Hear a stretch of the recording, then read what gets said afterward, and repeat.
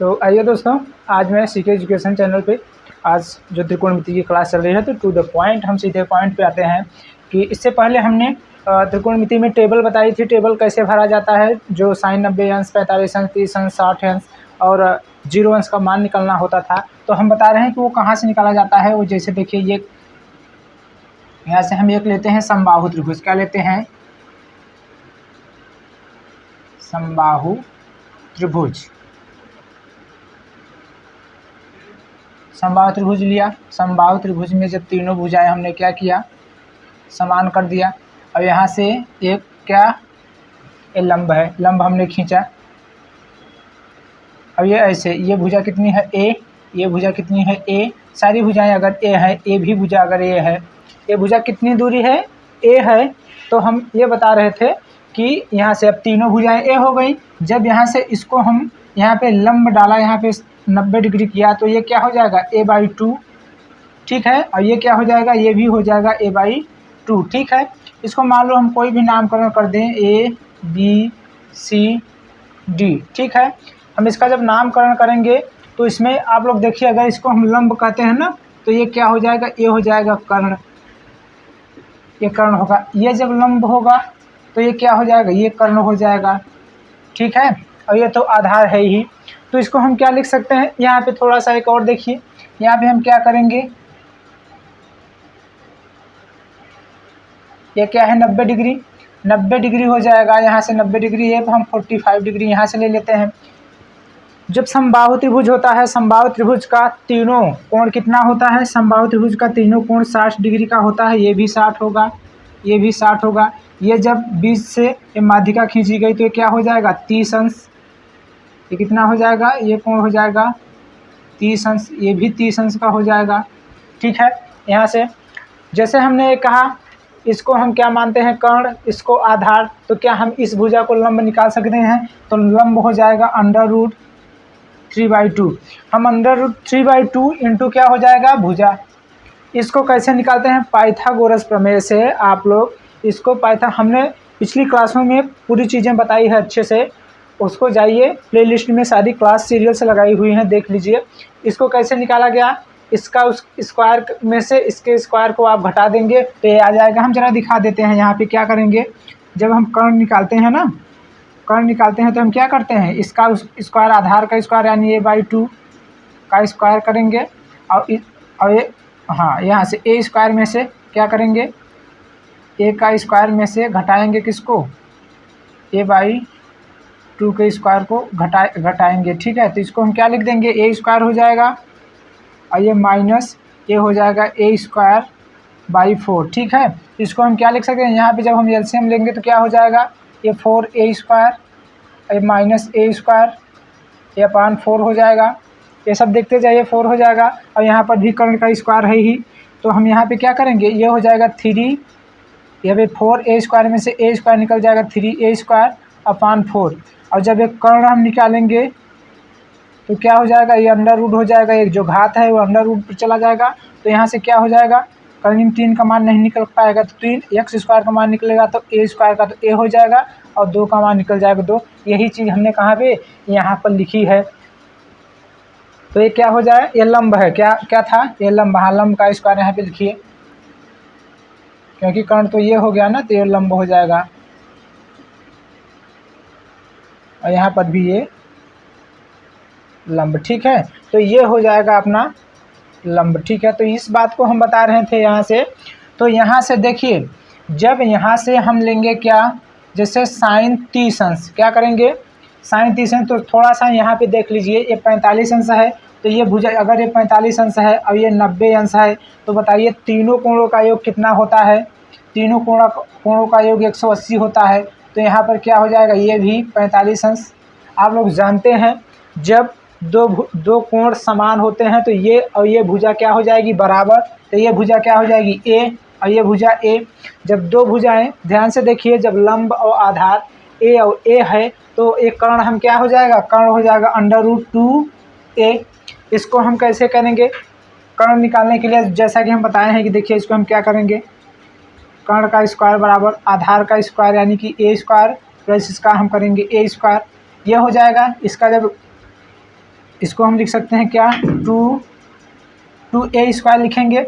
जब हम कर्ण का मान निकालेंगे तो यहाँ पे एक घात उस पर जाएगा तो क्या हो जाएगा, अंडर रूट हो जाएगा 2a²। तो इसको क्या हो जाएगा, अंडर रूट 2 ही रहेगा, a² का मान निकलेगा तो a हो जाएगा। यही चीज़ हमने यहाँ पर लिखी है, तो ये हो जाएगा कर्ण। ठीक है, अगर यहाँ से हम देखें कि tan 45 अंश क्या क्या करेंगे, जब यहाँ पे हम करेंगे tan 45 अंश,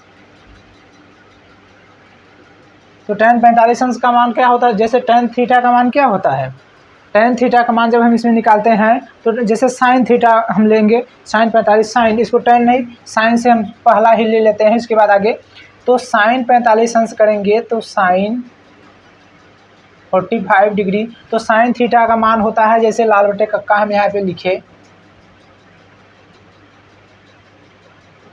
इसको देखिए तो sin थीटा बराबर लंब बटे कर्ण, तो ये लंब है और ये कर्ण, तो हम क्या लिखेंगे, लंब को लिखेंगे a और कर्ण को क्या लिखेंगे, अंडर रूट 2 इंटू a। ठीक है, तो a और a कैंसिल होगा तो sin 45 अंश का मान क्या हो जाएगा, sin 45 अंश का मान हो जाएगा a 1/√2। ये आप लोग ध्यान दीजिए। इसी तरीके से जब sin 45 अंश का मान यहाँ से जब निकालेंगे 1/√2 होगा, तो यहाँ से आप cos 45 अंश, उसके बाद tan 45 अंश, ध्यान से देखिए, फिर हम cot 45 अंश और उसके बाद हम sec 45 अंश और cosec 45 अंश का मान, ये सारे मान हम यहाँ से क्या करेंगे, इसी तरीके से इसको हम निकाल लेंगे। ठीक है, तो ये हमने बताई। इसी तरीके से यहाँ पे जब sin 30 अंश का मान होगा, जब यहाँ पे क्या हो जाएगा, sin 30 अंश हम लेंगे, तो इसको ध्यान दीजिए, sin 30 अंश का जब हम मान लेंगे तो इसको थोड़ा सा हम ये जो बता चुके हैं इसके मिटाते हैं। इन चीज़ों को, सभी चीज़ों को आप लोग लिखते जाइए। तो जब यहाँ से हम sin 30 अंश लेंगे, क्या करेंगे, ये वाला कोण जब लेंगे तो sin 30 अंश ये बराबर क्या होगा, sin थीटा का मान होता है क्या, लंब बटे कर्ण हम लिखेंगे।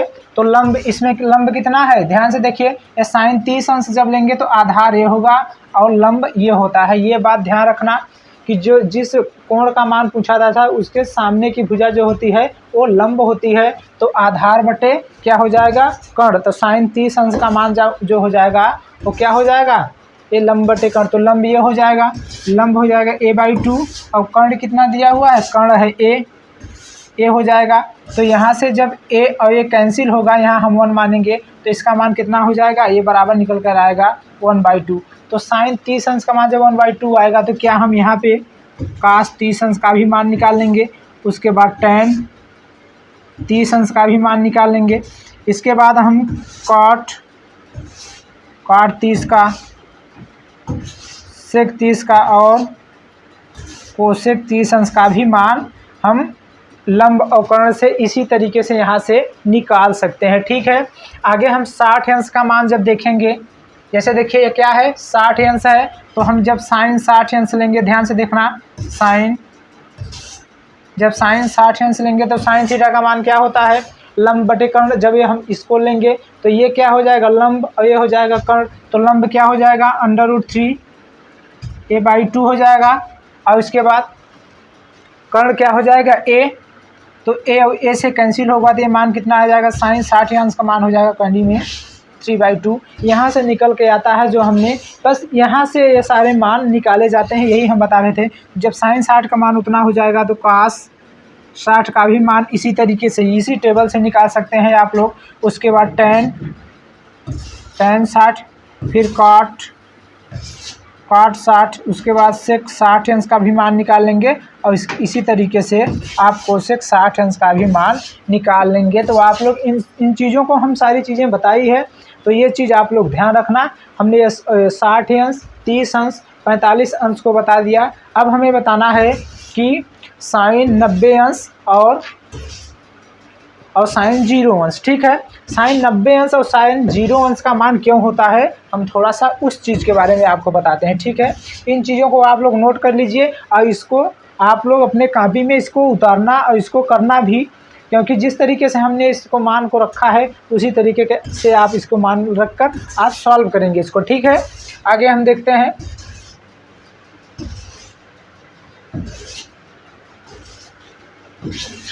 स्टार्ट करो। तो चलिए आज मैं साइन 30 अंश क्या क्या हमने बताई है, देखिए ध्यान से। हमने साइन 30 अंश और उसके बाद मान लो साइन 45, उसके बाद साइन 60 अंश। फिर इसी तरीके से हम सभी चीज़ों के साइन का सेक कोसेक काट, साइन का सेक कोसेक काट, साइन का सेक कोसेक काट tan, ये सारी चीज़ों का मान निकालना हम यहाँ से, यहीं से वो टेबल बनी है। जिस तरीके से हम आप लोगों को साइन 0 अंश का और 90 अंश का मान बताएंगे, तब आप लोगों को समझ में आएगा कि 0 अंश का मान 0 क्यों होता है और 90 अंश का मान जो होता है 1 क्यों होता है। ये चीज़ हम नेक्स्ट वीडियो में आप लोगों को अच्छे से आप सभी को समझाएंगे, क्योंकि वो रूल अक्सर किसी को बताया नहीं जाता। तो यहाँ पे हम उस वीडियो को डिटेल से हम बताएंगे, ठीक है, उस कॉन्सेप्ट को। तो आज की हमारी क्लास यहीं तक समाप्त होती है, तो नेक्स्ट क्लास में फिर से